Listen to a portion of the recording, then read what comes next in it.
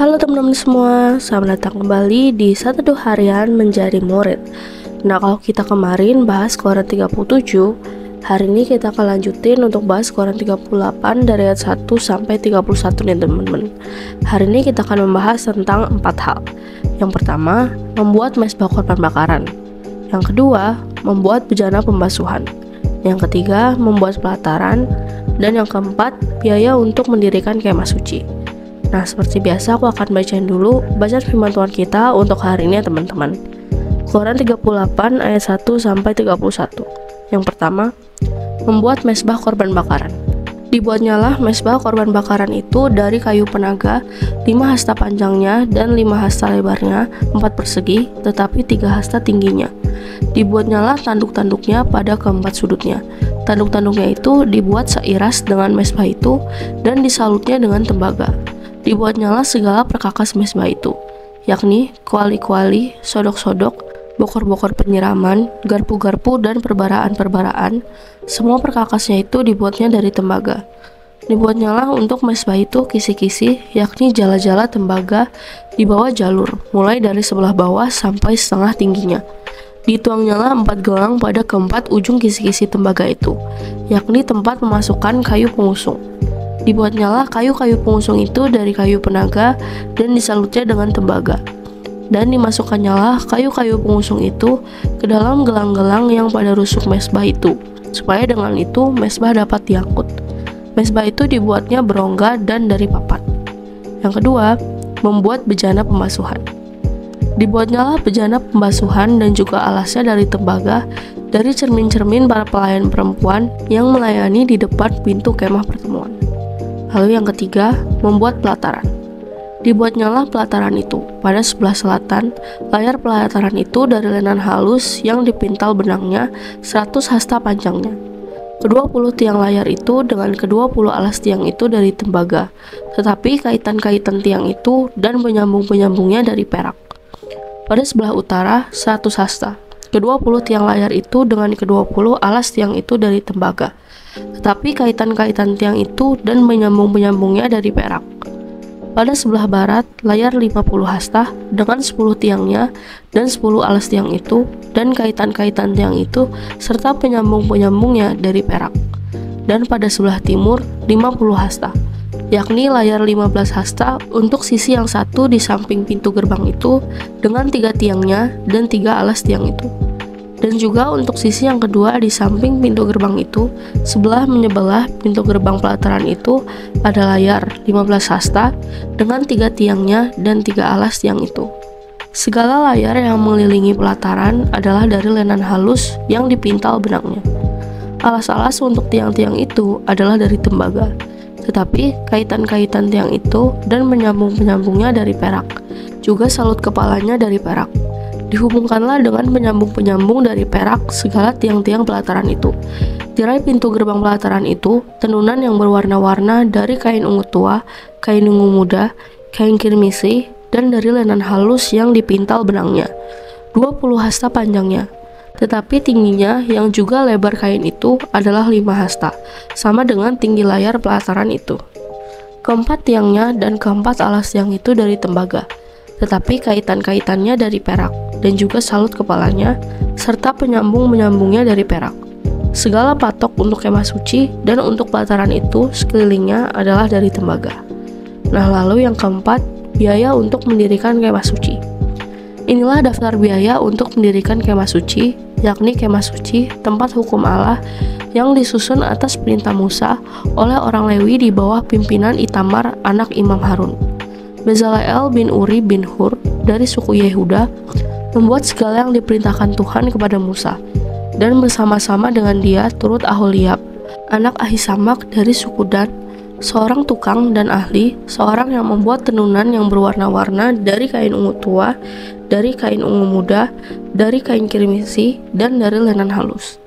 Segala emas yang dipakai untuk segala pekerjaan mendirikan tempat kudus itu, yakni emas dari persembahan unjukan, ada 29 talenta dan 730 shikal ditimbang menurut shikal kudus. Perak persembahan mereka yang didaftarkan dari antara jemaah itu ada 100 talenta dan 1775 shikal ditimbang menurut shikal kudus.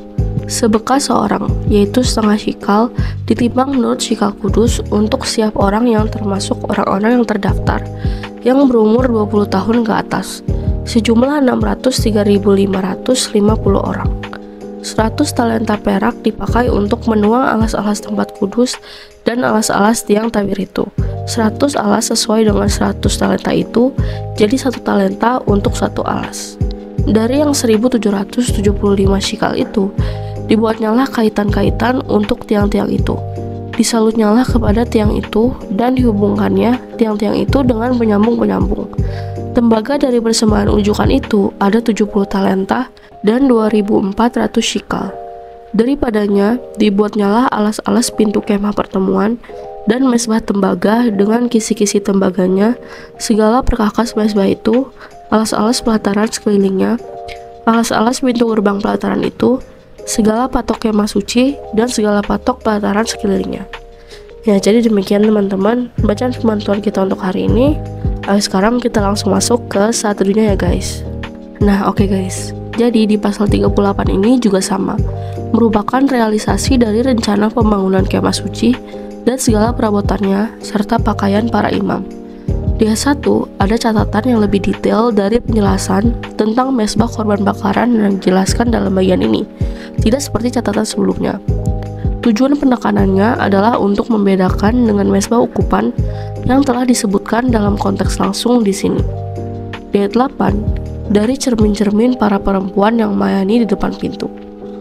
Ini adalah sebuah informasi baru yang menarik mengenai sumber tembaga yang digunakan dalam pembuatan bokor.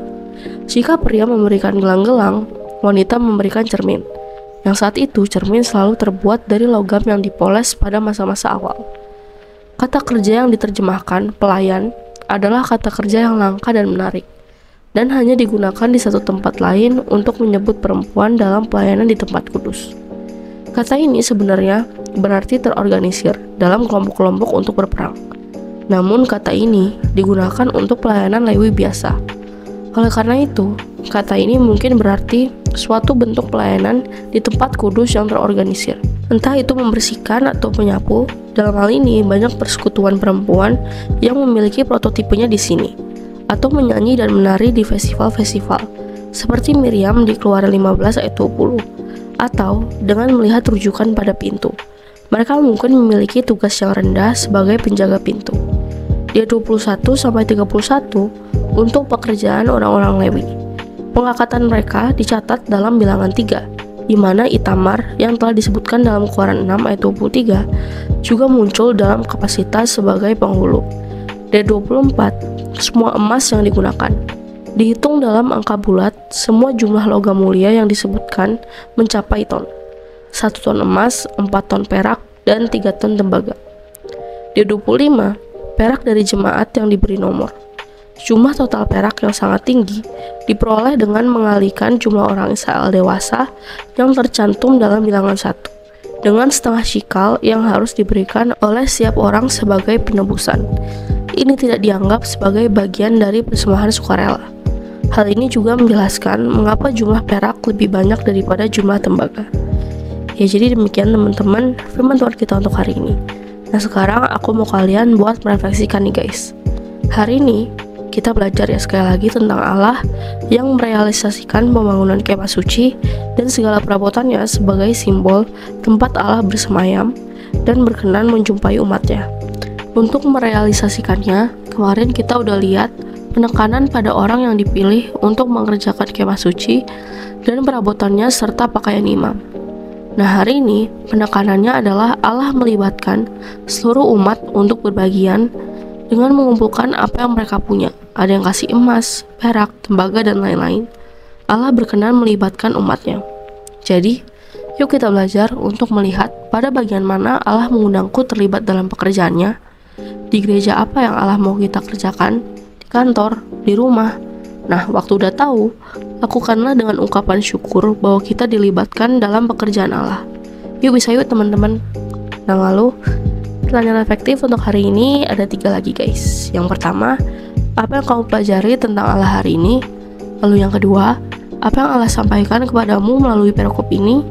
Dan yang ketiga, bagaimana kamu menerapkan firman Tuhan ini dalam kehidupanmu sehari lepas sehari, kantor, di rumah, atau dimanapun kamu berada? Seperti biasa, teman-teman bawa jawab sendiri, atau kalau mau komen di bawah jawaban kalian juga boleh banget guys. Jadi segitu aja satu kita untuk hari ini. Sekarang aku mau pimpin kalian dalam doa penutup ya teman-teman. Teman-teman, mari kita berdoa. Tuhan, tolong aku untuk bisa terlibat dengan sukacita mengerjakan misi Allah bagi dunia. Terima kasih Tuhan, hanya dalam namamu kami berdoa. Amin. Tetap semangat guys, Tuhan Yesus beserta kita. Thank you for watching and see you in the next video. Bye-bye.